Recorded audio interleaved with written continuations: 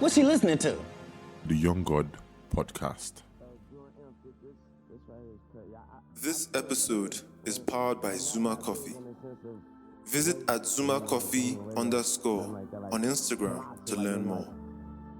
Let's start. I heard you were looking for me. Hey, Mr. Young God. Hello. Tell me, where have you been? You know. They've been asking, they've been searching, they've been wondering why. I know. Hey, Mr. Young God. Hello. Tell me, where have you been? Shit, you know. Cause they've been asking, they've been searching, they've been wondering why. God gang, I heard you've been looking for me. My silence has been golden, but I'm back. Did you miss me? I missed you too, I really did. I missed coming to this mic and doing what I do. But I had to take a step back, to slow down, catch my breath, take stock and smell the roses. A lot has happened these first 6 months of 2024, so it was important to pause. The plan was to pause at 50 episodes. Yeah, this is episode 51 of season 6, and I am gearing up for another 49, so you do the math. I just hope your appetite for the young God is high, because I will serve non-stop. Where have I been? I've been working on excellence, working on my game, working on my partnership with Zuma Coffee. Yeah, the official drink of the young God. You heard it here first. Never in the history of the world has a podcast and a coffee brand entered this kind of territory. It's exciting, it's terrifying, but it's exactly what the world needs. And since this episode is sponsored by a coffee company, it is only right that it begins with a dairy reference. As I just said, I've been working on excellence. Now, what if I told you that milk and excellence have a little bit in common? Stay with me now. There's a phrase, cream of the crop. Familiar? How about cream always rises to the top? The story behind the phrases is fascinating, and it sets the tone of what I'm about to serve. In unprocessed milk, that is, milk straight from a cow, the milk and the cream separate when left to sit for about a couple of hours. The milk stays at the bottom while the cream rises to the top. This is because cream is fat, and fat is lighter than water, the main makeup of milk. You could either shake the bottle for creamy milk or skim the cream off the top to get skimmed milk. That's how skim milk is made, by the way. Now, when you compare milk and cream, milk is ordinary, but cream is a finer, rarer substance. It is the most delicious part of milk. Milk is the business end of what is in the bottle, whereas cream is a luxurious byproduct. Conveniently, it separates itself so it is immediately available. This dairy relationship, see what I did there? Dairy relationship. This dairy relationship inspired two expressions. The French say, la crème de la crème, which translates to the best of the best, or the best of its kind. The other expression, which happens to be my favorite, and the inspiration behind this episode is, cream always rises to the top, which refers to the fact that things of great quality will naturally rise to the top because of their quality, just like cream does. Are you with me? Yes! This begs the question, how does one create separation? Lucky for you, I have answers. It's why I spent this break working on excellence, studying it, soaking in it, obsessed with it, and tormented by it, so that ultimately I will be redeemed by it, thereby creating separation between me and the milk.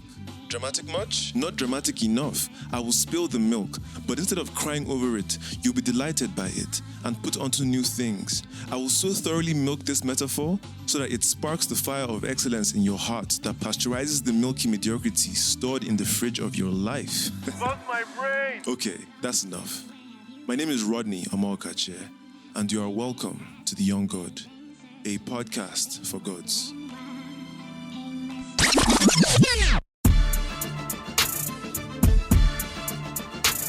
Yeah. Stand back, gotta talk.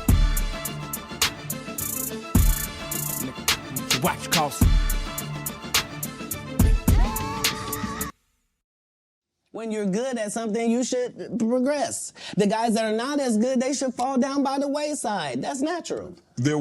So you believe if your talent doesn't support it, you should fall by the wayside, and the guys that have the talent and they get elevated, they should move. No, that's what water says. That's what the universe say. The universe say the levels.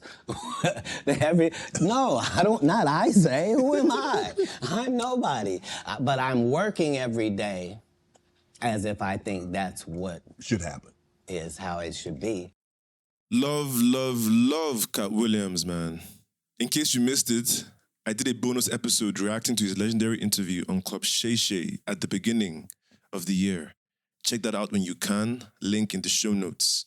Now, in the clip you just heard, Cat was alluding to the cream always rises to the top expression in his own unique way. And can I just say, I quite like the idea of a natural separation between the plentiful, nutritious, but common milk and the scarce, excellent, and special cream. Reminds me of parts of the Bible that speak about separating the wheat from the chaff, or many are called, few are chosen. The applications of this cream idea, this cream analogy, are endless. The first place my mind went to was the music industry, with boy and girl bands comprised of 4 to 5 incredibly talented individuals.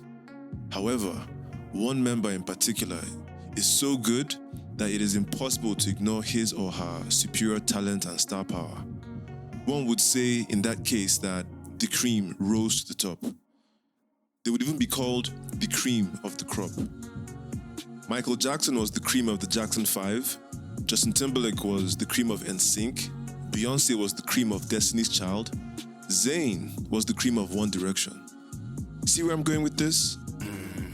Michael Jackson in particular was so committed to being creamy that shortly before going solo, he wrote a letter to himself which he eventually manifested into becoming the greatest entertainer ever. Listen. MJ will be my new name. No more Michael Jackson. I want a whole new character, a whole new look. I should be a totally different person. People should never think of me as the kid who sang ABC, I Want You Back. I should be a new, incredible actor, singer, dancer that will shock the world.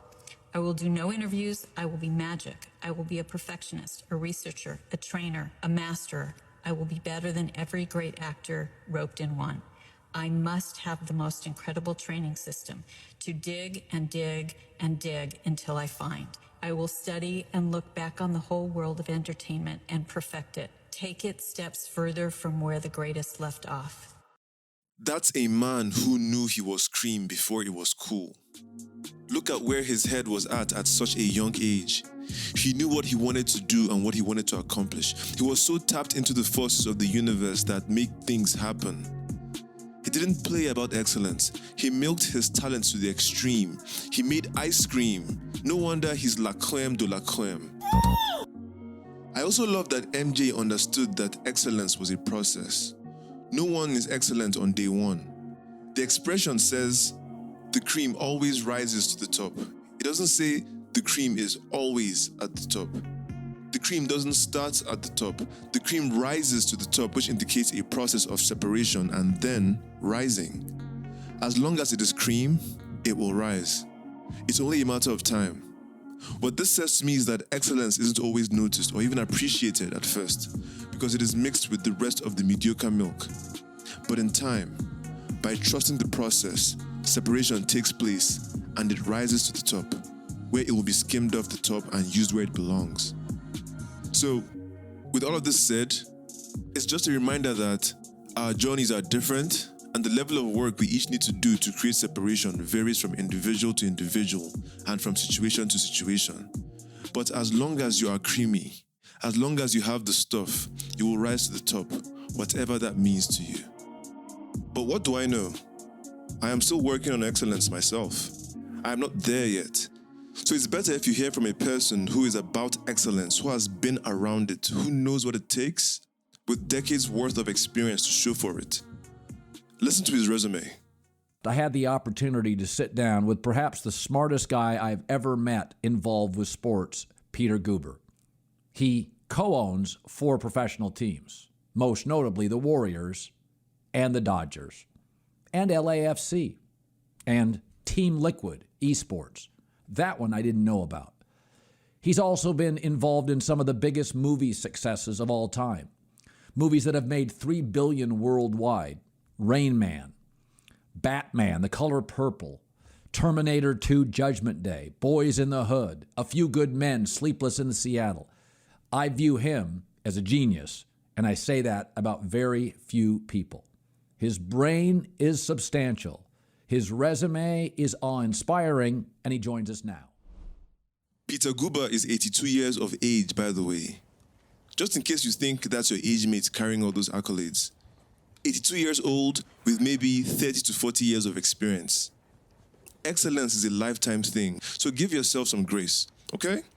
Now, in this next clip, you're gonna hear what he has to say about working with Tom Cruise, a man who is synonymous with excellence, a man with the special sauce, a creamy mouth. Listen. When you were working with Tom Cruise in Rain Man, which is a top 10 movie for me all time, did you know that he was different, that he was wired differently, that he would be what many people believe is one of the last remaining movie stars? Matt Damon's one of those, Ben Affleck. There's not a lot, Peter. There's a handful. Did you sense, boy, this kid's wired differently? You know, yes, I did. I'd seen him in a little tiny piece of a film that Franco Zeffirelli did for us, Endless Love, a little small part in it. And he was already magical. He was already had that magic thing. You could see it. It's like when you saw a Brad Pitt in the back of Thelma and Louise. And when you saw him there, he was in a scene for like 4 minutes, and you went, "Whoa, give me that! What's that guy?" So they have that special electric quality, that unique presence that just shines through the screen, that I know he'd be this kind of enduring star, an enduring star that goes through generations. No, that would be too much. Did I know he had magnetic quality? Absolutely. And when he came to us afterwards and did another pretty good film, A Few Good Men, with Jack Nicholson, I mean, he was phenomenal. He kept his stardom focused on two things. He knew what he would do well. And most of the films he chose, he knew they were him and he could do them well. So that was, part of his skill set. He's an extraordinary guy that way. And he works like the deuce. I mean, he works his parts and his pictures like crazy, as does the great athletes we see, the really great athletes. They really work it. They care about it. So these are the performers that people want to see in the venues, on the screen, on the television. They want to see people that are just magnetic and committed to their art form. And I believe you can see it early on. You do see it early on with performers and actors. They have that special skill. Why aren't they making more of them? Oh, that's a good idea. Why aren't they making more of Michael Jordan's? Why aren't they making more of this one and that one?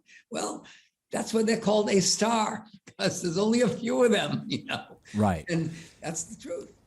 Keep in mind that Peter Guber has worked with a lot of stars in sports and in movies, so he has a trained eye for greatness. According to him, these are the things that add up to excellence. 1, you gotta have that magic, something within you that you can leverage, a gift, an aura. 2, play to your strengths. Know yourself well enough to know where you will succeed or fail. 3, put in the work. Love the work. Show up to work. Work like there's no tomorrow. Respect the craft. Really care. Commit to your art form, and you will rise. Are actors and athletes driven by the same stuff to you, being part of a good team and winning? I mean, or are they really different personality types? They're absolutely the same in terms of the curation of desire. They have a emotional component inside them of excellence. They want to be the very, very best. They want to put out their very best, and they want the very best talent to help curate it and create it and form it and collect it and make it work. And I think that's their similarity. They're different things. If you have, if you have a great performer like Michael Jordan or Steve Kerr or Steph Curry or a newscaster, media caster like yourself, or a star like the great baseball stars of our eras, they all are about excellence. How do I make my craft excellent? Now, some of them get a little crazy and some of them go off the rails in other parts of their life. makes it interesting. You know, the story is they're not all vanilla, and that's why we both have jobs. I got to manage some of them, and you got to report on some of them. That's funny. He said something that I really like. Curation of desire. I've never heard it put like that before. He also spoke of the emotional component of excellence, having deep care for what you do and the desire to be great at it. Then he spoke about the importance of having a great team around you, and that I could relate to. Because when you're driven to excellence, you want the best people around you at all times. Most people innately accept amateurism because they're surrounded by it. It's normal. The reason why I've done this podcast solo all this time is because good help is hard to find. Mediocrity drives me nuts. Lucky for you and me, I can do all things, so it never slowed me down. Then there's the part where Peter mentions how the pursuit of excellence can drive some people crazy. That's real. Like, excellence is an obsessive, like it's a double-edged sword if you're not careful. That's why you gotta have God in your heart at all times as you pursue your earthly desires, so that you don't become a slave to your ambition. Is there anybody, Peter, that you sit down with occasionally, and on your drive back home, you're like, oh boy, she was smart or he was smart? Are you ever blown away by an idea or a person? Yeah, I'm always, I'm impressed with creativity and intelligence and passion. You know, I mean, that combination. And it's like obscenity. You know it when you see it. You know, you just feel it. It just radiates from you, and you're sucked in by it and seduced by it often. You know, and you know, I remember meeting Steve Jobs when I was at Sony, running Sony, and this was before he exploded, so to speak, as super successful. And I thought to myself, wow, that guy is smart, really smart. I mean, really smart. I remember just recently, a few years back, was sitting with Elon Musk at a dinner party next to him in a private house. And I met him several times, but in talking with him, he was talking about this whole concept of electric cars and how it worked and what it meant. And he said something that was, many things that were just, I couldn't even eat dinner. I just sat there and listened. It was like, you know, it's like, and you looked in his eyes and you knew he got it, but he understood his audience. He understood his customer. He understood them as a participant in his process. And he could speak to them about what they want or liked or desired. And, you know, it's like, as I say, it's like that moment you sit down with somebody and you, oh, that's somebody special. I remember with Mandela came to the United States and he asked me to have a party for him. And Wait, pause. This Peter Guber guy has hung out with Steve Jobs, Elon Musk, Tom Cruise, Michael Jordan, Stephen Curry, and Nelson Mandela? Talk about surrounded by excellence. Talk about a creamy contact list. Anyway, please continue. With Mandela came to the United States and he asked me to have a party for him in California when he just first arrived here. And I sat with him alone for a whole afternoon.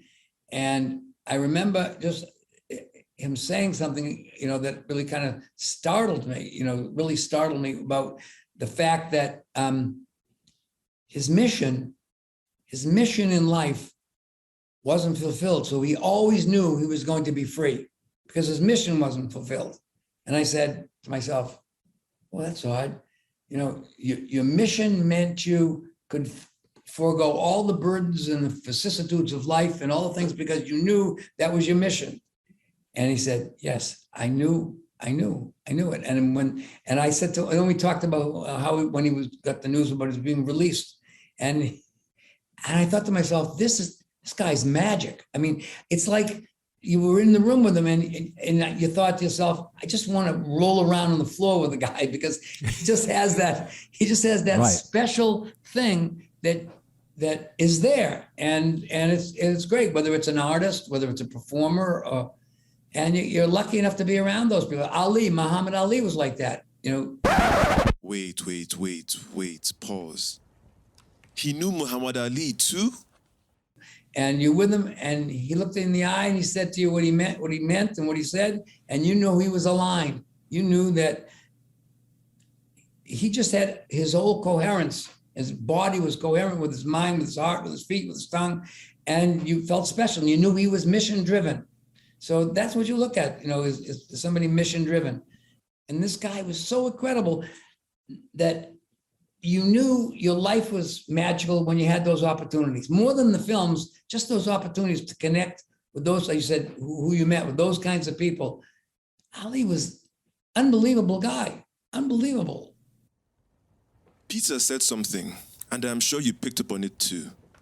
The thing that Ali and Mandela had in common, the thing that all excellent people have in common, they are mission-driven. Nelson Mandela said that his mission in life wasn't fulfilled, so he always knew he was going to be free. Goes to show you that a person who has a strong why can endure anything. When you know you're creamy, you can be patient for as long as is needed for the separation to happen. For Mandela, it took 27 years. Remember that the next time you find yourself complaining because you're not a billionaire by 27. That part. I also like that Peter could look at Muhammad Ali and tell he was aligned.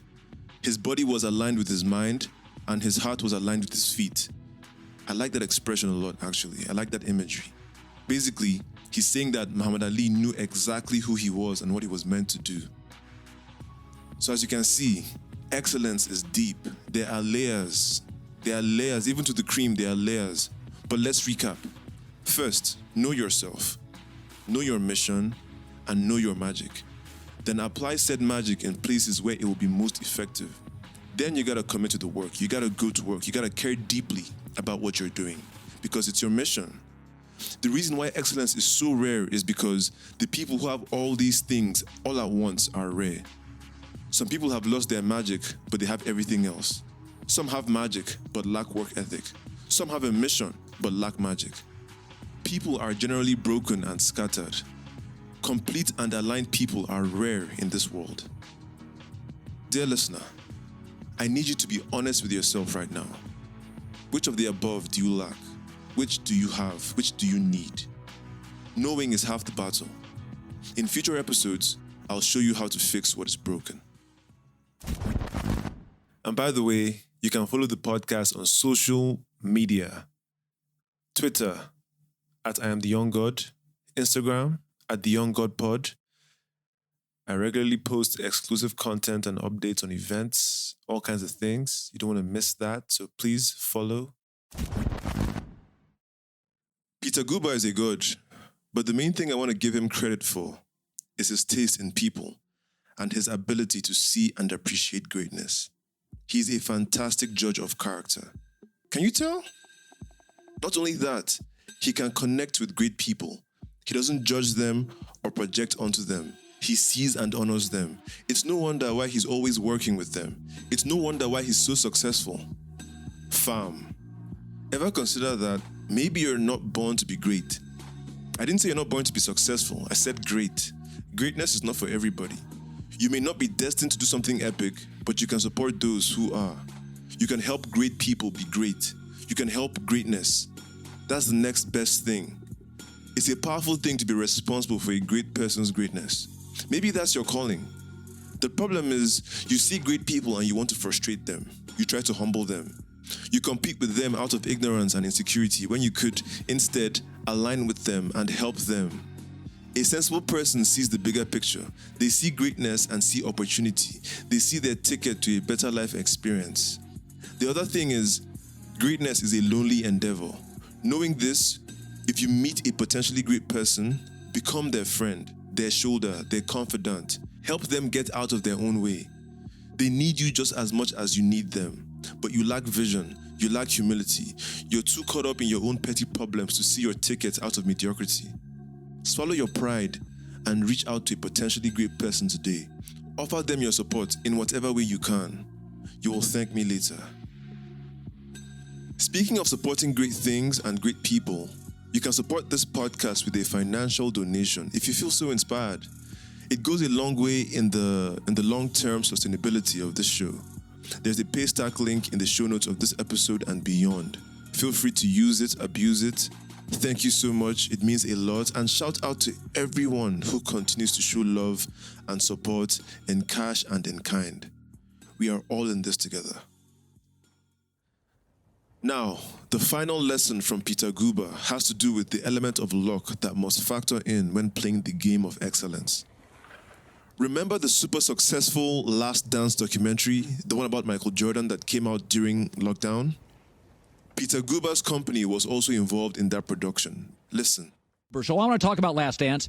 Are you surprised how much people watched it, fell in love with it, and actually he's now more popular this morning than he was, 10 episodes ago?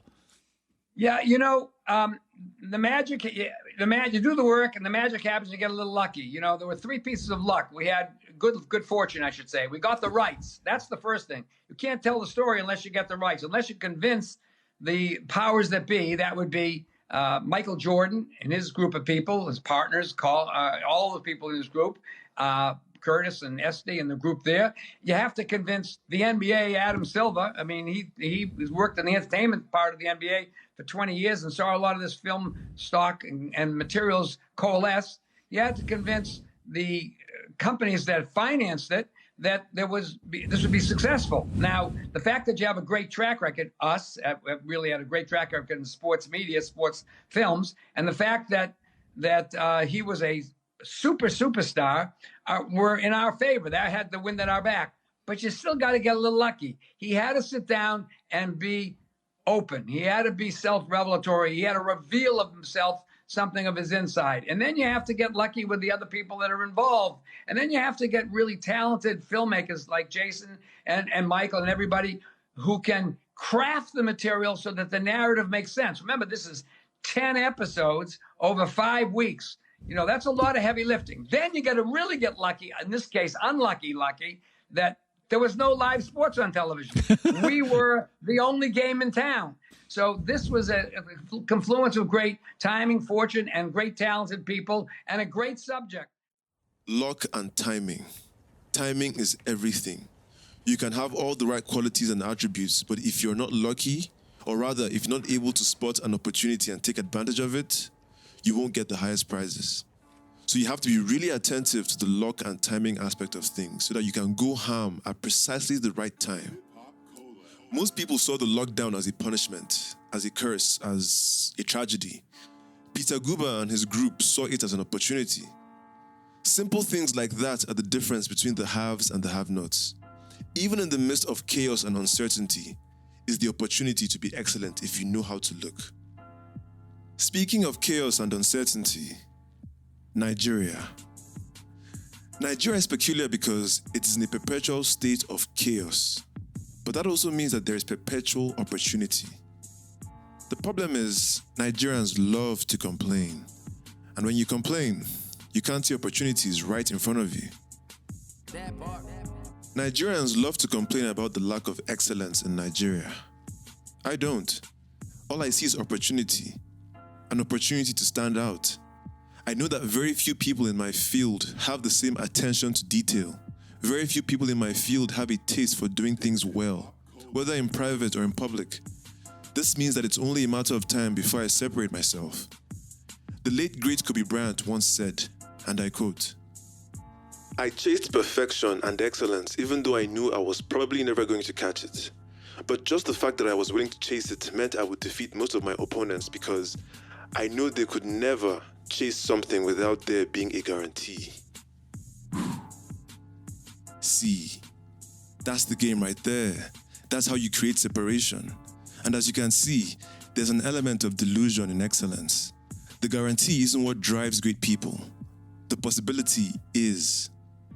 Nevertheless, it is really disappointing that the minimum competence level of professionals in this country, I'm talking doctors, lawyers, you name it, is much lower than expected. Not a little bit lower, much, much lower. This was a real shock to me at first, but the upside is that there's virtually no competition if you just do the work and do it well. Then there's the fact that people are jabbing up and down, which only reduces the amount of skilled labor in the workforce. Instantly, those left behind become more valuable, if and only if they have baseline excellence in their bags. If you got it like that, all you see is opportunity. If you don't got it like that, all you see is opponents. So tell me, dear listener, what ups do you see?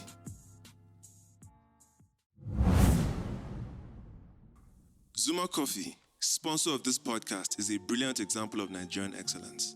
Thanks to Zuma Coffee, Nigerian coffee is highly rated around the world and Nigerians are beginning to notice. Yes! If you're a coffee lover, I am pleased to share that you can now taste, not just listen, to the young god. Because Zuma Coffee and I have combined to craft a very special coffee drink inspired by the expression, cream always rises to the top. We call it Zuma God, because this drink is a reflection of my palate and the essence of this podcast. It is creamy and spicy. It contains a very special and secret element called TYG sauce that gives the drink its signature taste. I kid you not.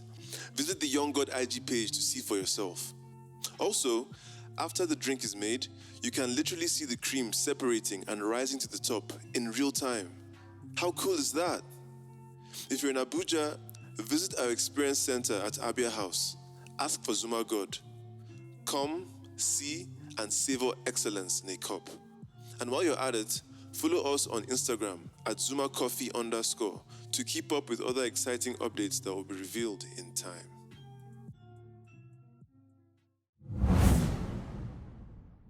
If you asked me what my guilty pleasure is, I will tell you that greatness is my guilty pleasure.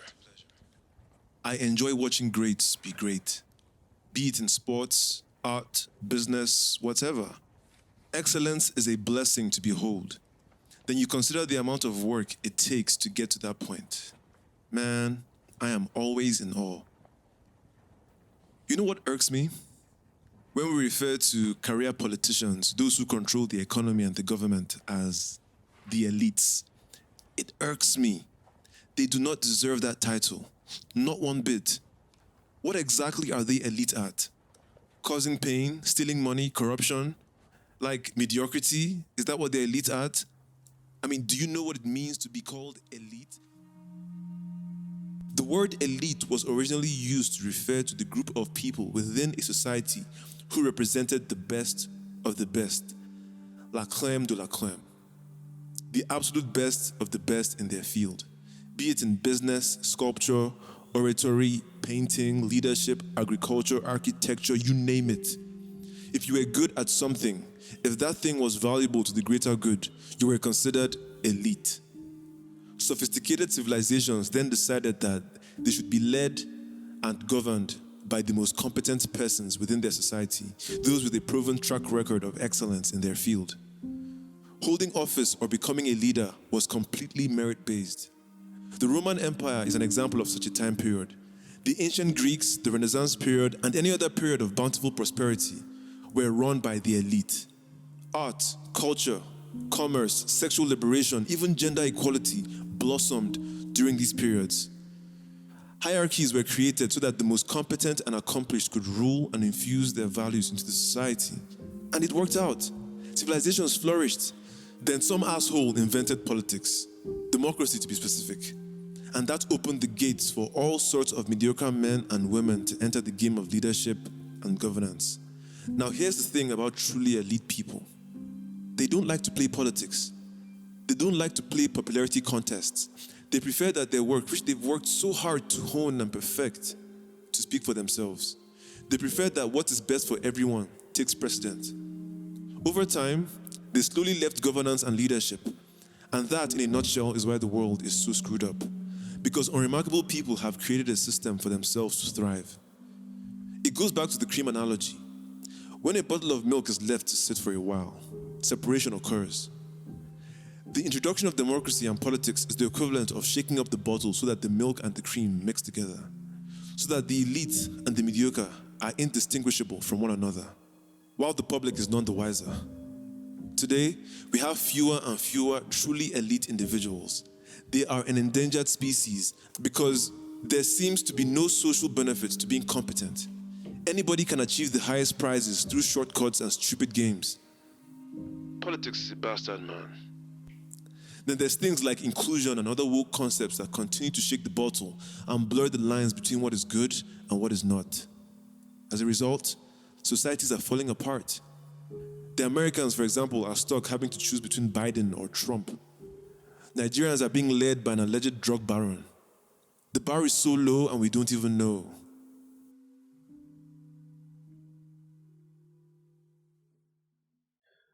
Let's take a moment to pause and breathe.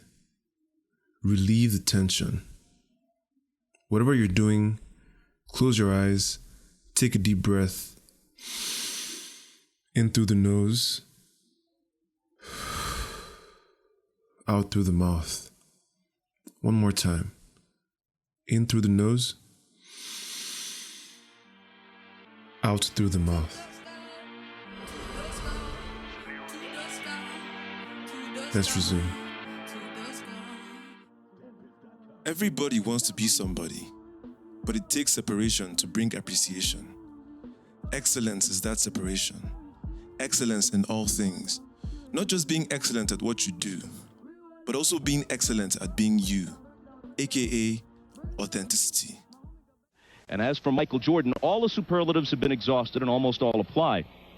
But perhaps the most important one is this: he's authentic. His essence is so much deeper than image. In fact, the image is, in his case, an amplification of something true and substantive.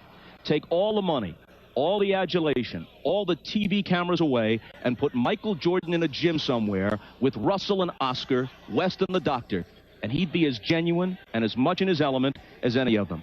His heart and his athletic integrity every bit as impressive as his artistry. Fam, I'm here to tell you that the way to separate yourself from the competition is just to be authentic to yourself. That's the real game. Whatever you do it well, but also do it your way. If you're building and marketing something that is just an extension of who you are, no one can compete with you. Authenticity naturally separates you from the rest of the crop.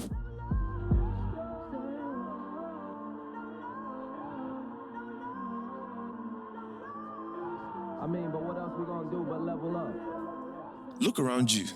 The internet is filled with people who don't know how to be authentic, so they lean on controversy to get attention. They can't court attention by being themselves, so they get desperate and do weird, goofy, and questionable things. Kim Kardashian was an example of this. That salacious sex tape was a deliberate attempt at relevance because she had no real talent.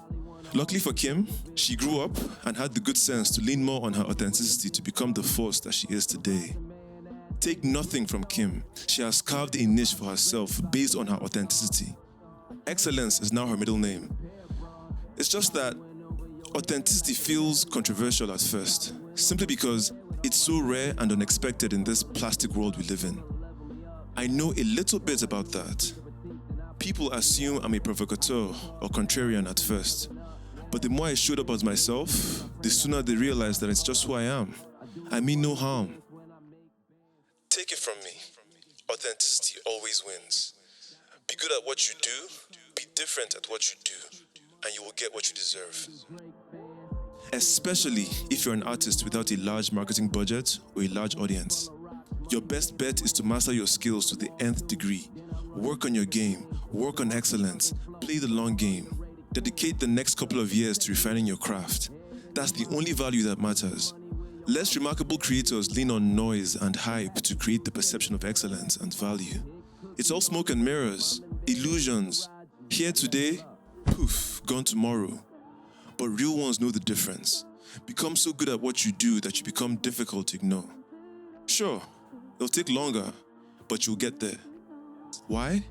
Because cream always rises. Always. At the end of the day, excellence is the most effective evangelism. Excellence changes everything. It makes things happen. It attracts attention, it attracts wealth, it creates change, it inspires societies and individuals. When we live our lives by standards of excellence, we demand more of ourselves in our performance and behavior. This also influences those around us to be better because they're inspired by our lifestyle, by our results. One excellent person can change the landscape of things, whether in a small family or an entire industry. Just ask the likes of Steve Jobs, Michael Jordan, Steph Curry, LeBron James, just anybody who was dedicated to excellence in whatever they did. Just notice how their existence affected everything around them. Their competitors became better. The industry raised their levels to meet them. People paid more attention. It attracted more fans. Like, excellence just makes things elevated. All it takes is one person, though.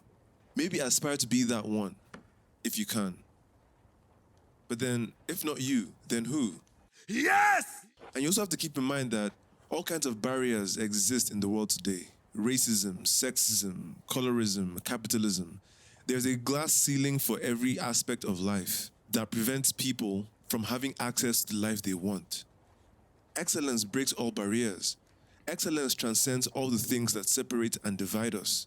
The universe, human beings, your biggest hater even, all of these respond to a thing well done. Now, between you and your God, all you have to do is make a simple commitment. Say to yourself, I want to do things well, for the sake of it, because it is the right way to do things. The only way, dare I say, because it is in my enlightened self-interest to make that extra effort to be excellent. Make the commitment today and don't look back, lest you turn into a pillar of salt. Venture into that evil forest and battle the demons that keep you from doing things well. Apathy, laziness, excuses, complaining, limitations, a lack of imagination. Face them all. You will win some and you will lose some. But don't give up. Don't stop until all you do is win. Until every demon and dragon has been slain. And I mean, win that personal battle against yourself and your penchant for mediocrity. Once you have won that battle and developed a habit of excellence, you can play any external game you want and you will win. And even if you don't win, you still win because the beauty is in the attempt. But if you take shortcuts and hide behind the excellence of others, you might get away with it for a time, but eventually you will arrive at Judgment Day. That moment of truth where everything you are, up until that point, is tested. You have nothing to show, but you're working. You will have to face the truth of who you really are. And at that point, Who don't know?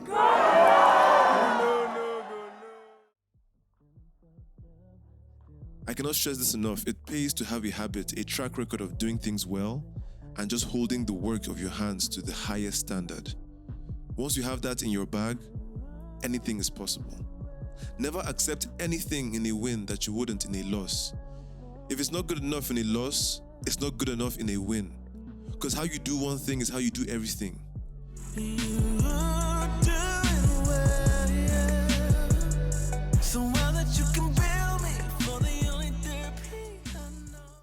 A word of warning. Be careful not to be a slave to your ambitions. Most people who pursue excellence tend to forgo happiness and vice versa. Contrary to popular belief, you don't have to give up one for the other. As you put your hands to work, keep your heart on God so that you can pursue both without losing either. The gift without the curse. That's the goal. Besides, man must not live by bread alone. Incorporate some coffee and cream into your diet, fam. Man, I got puns today, but I don't want to overflog it lest it turns into whipped cream.